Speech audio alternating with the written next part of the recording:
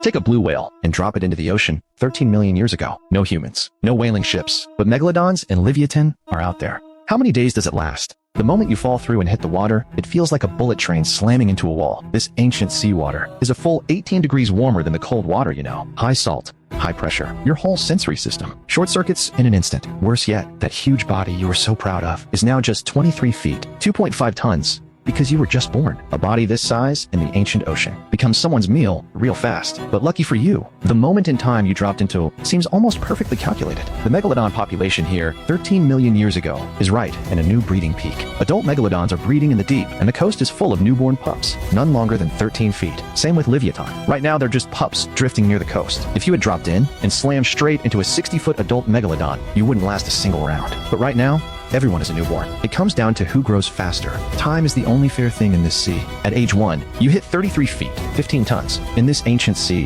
krill is 3 times denser than today. Every day you open that mouth big enough to hold a truck, and one gulp takes in hundreds of pounds of copepods and small fish. You gain hundreds of pounds a day, compared to the modern ocean, where you swim thousands of miles just to get full. This is heaven. But this heaven nearly killed you on day 93. It was a 10-foot megalodon pup, smaller and lighter than you, but its teeth had already come in. It cut in from your blind spot. The first bite hit your tail. The tearing pain at the base of your fin made you dive for deep water on instinct. It followed, bit again. Scraping your flank, you dove hard into the dark until the pressure passed its limit, and it finally stopped. It hung above your head, stared a few seconds, then swam off. Your low-frequency sonar in these waters was already jammed up by hydrothermal and volcanic noise. Even a 10-foot pup you couldn't spot in time. After it left, you hung in the deep for a long time, before slowly swimming back up. At age 5, you hit 72 feet, 90 tons. That megalodon grew to 36 feet. It started testing your edges. Not a real attack, more like sizing you up. You stared each other down across 650 feet for 3 minutes. Neither moved. Then it swam off. You won this round. Not on speed, not on tactics, on size.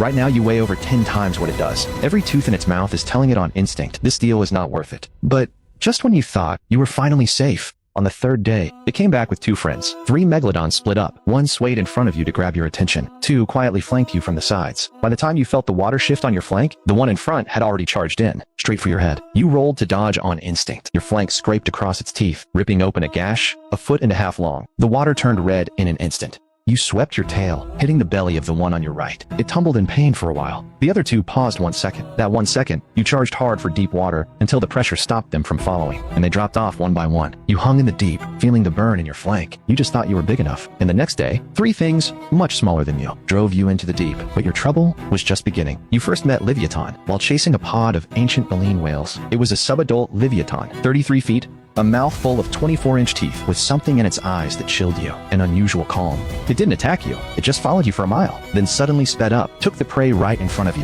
and swam off without looking back. You wanted to chase on instinct, but you didn't. You realized for the first time that in this sea, the toughest opponent isn't the one who attacks you, it's the one who doesn't see you as a threat at all. At age 15, you hit 92 feet, 150 tons. This year something happened that made you finally see your place in this ocean. An adult Leviathan, not that old pup, a completely unfamiliar adult, bit an ancient baleen whale by the throat in deep water. The whole thing took under 30 seconds. You sensed that cloud of blood from 1,000 feet away and froze in the water. After the big Leviathan tore into its prey, it looked up at you, then lowered its head and kept eating, like you were just a piece of driftwood floating by. You moved in a little more, stopping 260 feet away. It still kept eating. No alarm. It didn't even look up at you. Then you turned and swam away. This was the first time you backed off on your own in this sea. You worked out a set of survival rules for this era. Avoid the hydrothermal zones. Feed along the cold current edges where krill is thick. Swim near the shallow outskirts, where megalodons turn poorly, and keep their distance on instinct. You live more and more steadily, but you know in your heart, the real test hasn't come yet. That megalodon you grew up with is now 49 feet, and that Leviathan you grew up with